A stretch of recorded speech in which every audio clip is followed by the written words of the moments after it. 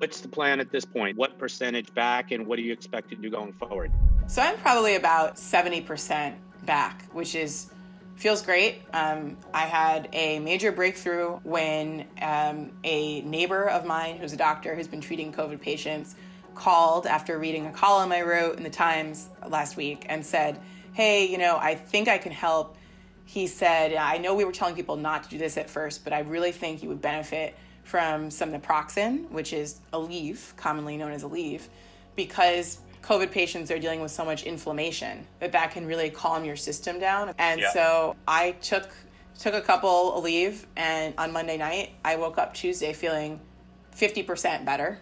So I've continued that, and I still feel a little bit of the heaviness, but I would say my chest has opened up.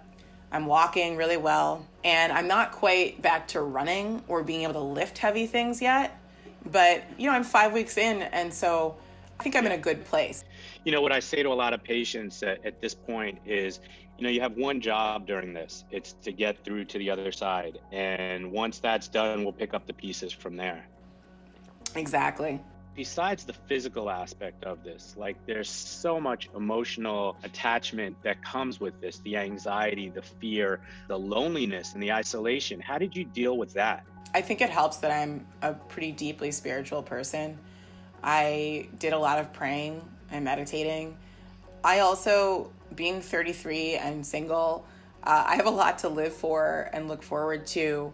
I'm very blessed to have an incredible circle of friends and family, but also just thinking about all the things I still want to do in life. Get married, be a mother, buy a house, own a dog, the places I want to travel and the people I want to meet.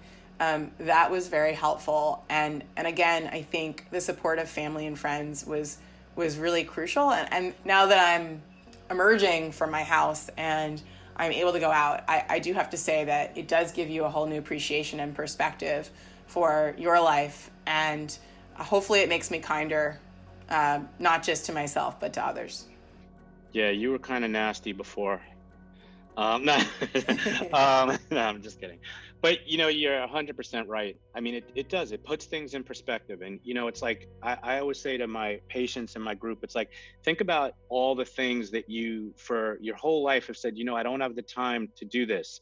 That novel you wanted to write, that photography class you wanted to take. And it's like now people are saying, oh, well, I have to stay home. And a lot of that is mindset. And it's like, you could say I'm stuck at home, or you can turn it around and say, well, I'm safe at home. And I agree with you. When you have something like this, we have to look for the good, and we have to look for the positive, and we have to look for a better way forward. So thank you so much. I think that's super poignant advice.